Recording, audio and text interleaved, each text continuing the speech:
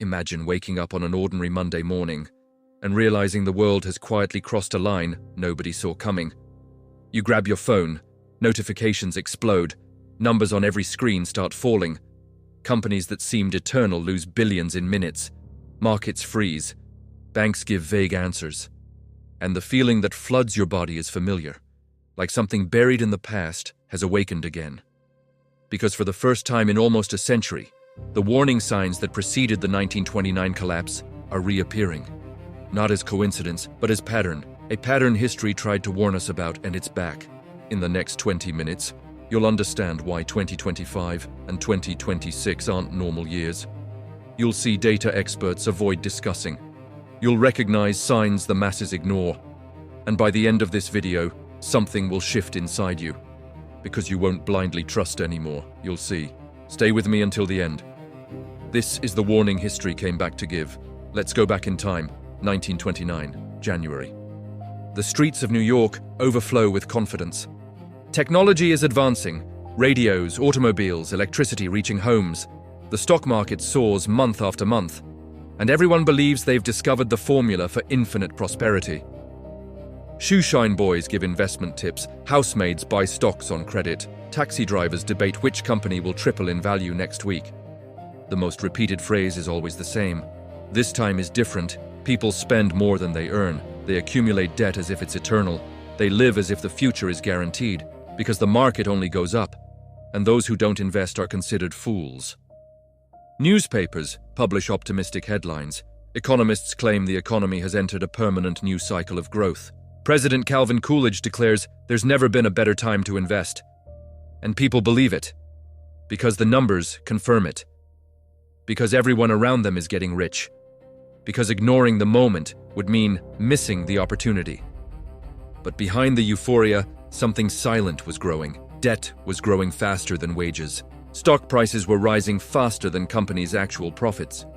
And more people were buying stocks with borrowed money, a practice called buying on margin. If the market fell, these people wouldn't be able to pay. But nobody believed the market would fall. September 5th, 1929. Economist Roger Babson makes a public warning. Sooner or later, a collapse is coming. And it may be terrible. The market drops 10 points in a single day.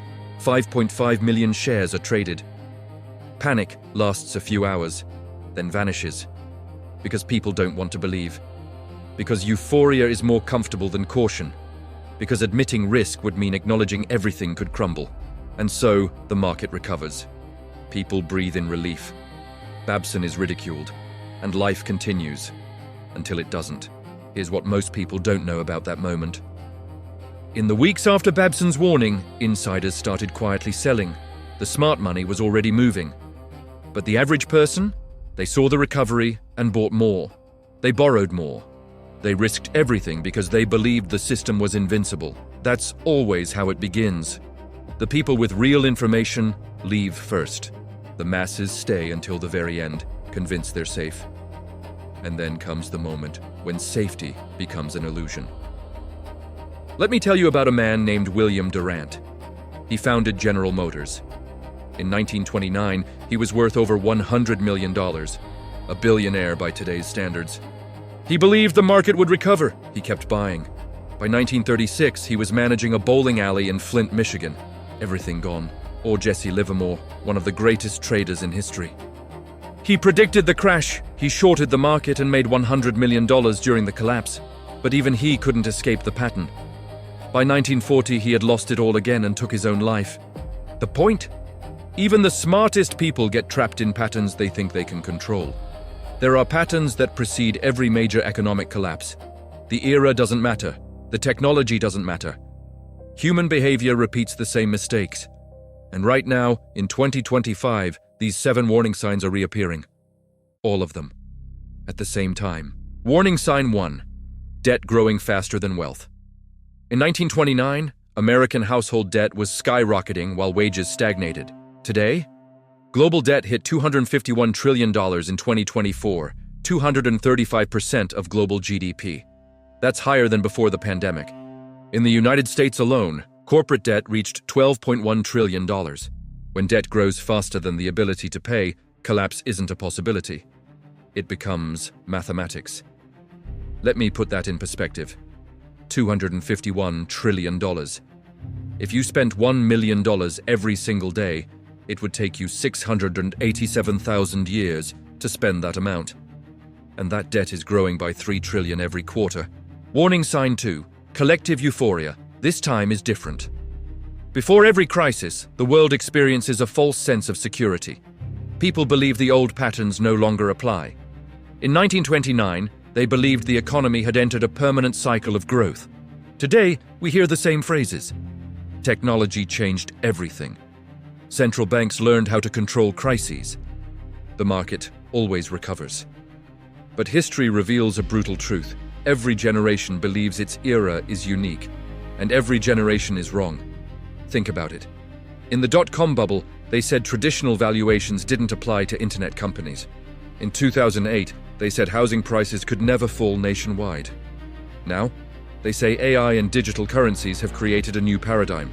Same delusion, different words. Warning sign. 3. Markets ignoring obvious risks. In September 1929, even after Babson's warning and the 10-point drop, the market recovered because people refused to accept the risk. Today, even with obvious signals, persistent inflation, geopolitical tensions, banks under pressure, markets continue operating as if nothing could go wrong. This collective denial is always the prelude to panic. Consider this. Right now, regional banks are sitting on massive unrealized losses. Commercial real estate is collapsing. Credit card defaults are at a 10-year high. And the market? Still near all-time highs. That's not confidence, that's cognitive dissonance. Warning sign 4. Invisible bubbles across multiple sectors. In 1929, the bubble was in stocks. Today, we have simultaneous bubbles in technology, real estate, cryptocurrencies, and corporate debt. Assets are being priced based on narratives and speculation, not actual value. Companies that have never made a profit are worth billions. Real estate costs 10 times the annual income of those buying it. When bubbles burst in isolation, the system absorbs it. But when they burst together, the system breaks. And here's the terrifying part. These bubbles are interconnected. When one goes, it creates a cascade. Real estate collapses trigger bank failures. Bank failures freeze credit markets. Frozen credit destroys corporations. It's not a domino effect, it's an avalanche. Warning sign 5. Blind faith in authority. Every crisis begins with leaders repeating the same phrase, "There is no reason to worry." In October 1929, even as the market was falling, authorities insisted it was just a healthy correction. Today, central banks and governments claim total control. But global public debt is at record levels and interest rates keep pressuring the system. The difference between 1929 and today? In 1929, the collapse took days. Today, with digital speed, it could take hours. Remember Bear Stearns? In March 2008, executives said the company was financially strong. 5 days later, it was sold for $2 per share, down from $133. 5 days. Lehman Brothers? They claimed stability until the morning they filed for bankruptcy. No warning, just collapse. Warning sign. 6. Rising consumer default rates.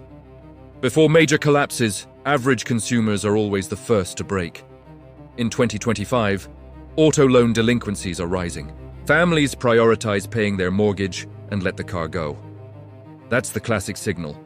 When ordinary people start defaulting on basic debts, the chain is about to break. Credit card debt in the US just hit $1.14 trillion, an all-time record. Average interest rates are over 20%, and the savings rate, lowest since 2008. People aren't preparing, they're surviving.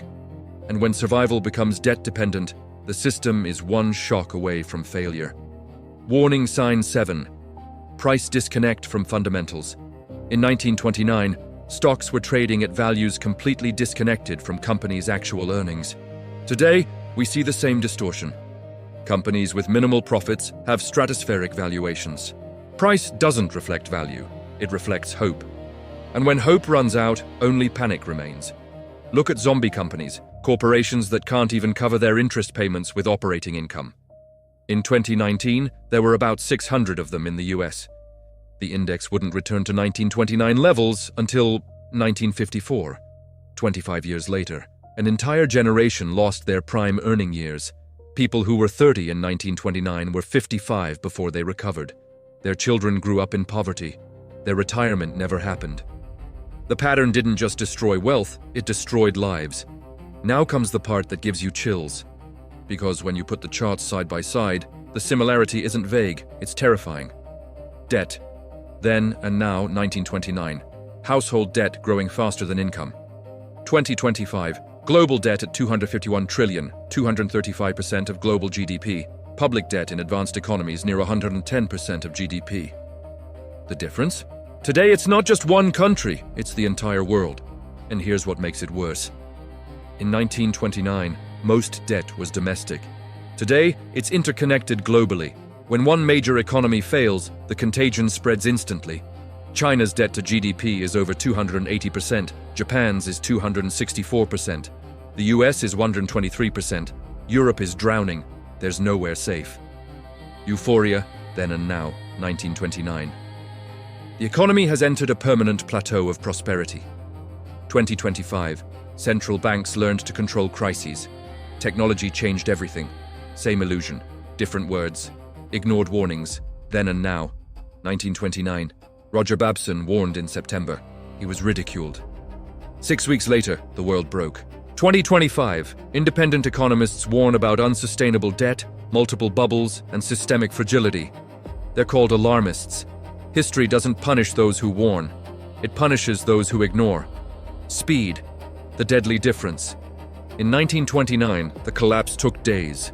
There was time to react, even if few did. Today, with digital trading, high-frequency algorithms, and interconnected global markets, a collapse could happen in hours. By the time you realize it started, it'll be too late to exit. Think about the flash crash of 2010. In 36 minutes, the Dow dropped nearly 1,000 points, 9%. Algorithms triggered algorithms. No human intervention could stop it. Now imagine that, but sustained. No circuit breakers can save you when the entire system seizes. The most disturbing data point, in 1929, about 25 million people invested in the American stock market. Today, more than 1.2 billion people globally have direct or indirect exposure to financial markets. When 1929 broke, it destroyed a generation. If 2026 breaks, it destroys billions. You've seen the signs, you've seen the timeline. Now let me show you the projection. Which sector will break first? Historically, collapses begin where debt is most concentrated. In 2025, 3 sectors are at the breaking point: commercial real estate, empty offices, billions in debt, and regional banks heavily exposed. Inflated tech, companies valued at billions without real profit, sustained only by narrative. Corporate debt, $12.1 trillion in companies that can't handle high interest rates. All it takes is one of these to break to trigger a domino effect. My prediction? Commercial real estate goes first. The work-from-home shift made billions in office space obsolete. Banks that finance these properties are sitting on massive losses they haven't recognized yet. When they're forced to mark to market, the cascade begins. How will people react? In 1929, people took days to understand the severity. Today, with social media, news of a collapse spreads in minutes. And digital panic is exponentially faster than analog panic. Simultaneous bank runs, panic selling, systems crashing under pressure, governments attempting to control the narrative.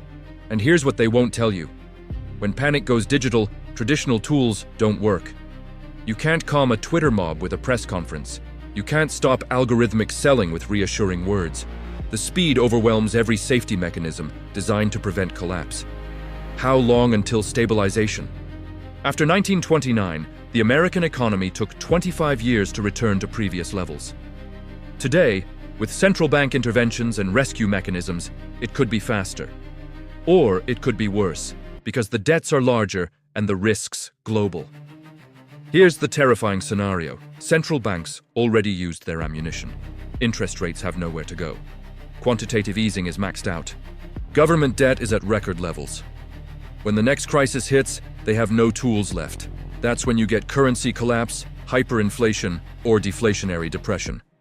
And nobody knows which one until it's happening. History doesn't tell these stories to create fear. It tells them to create preparation. Action 1. Reduce debt. Immediately, every crisis amplifies debt. If you owe money, pay it. If you can't pay, renegotiate now before it becomes impossible. Debt is leverage in both directions. It magnifies gains in good times and destroys you in bad times. In a collapse, being debt-free isn't just smart, it's survival. Action 2. Diversify assets. Don't put everything in one place. Don't trust a single currency, a single investment, or a single system.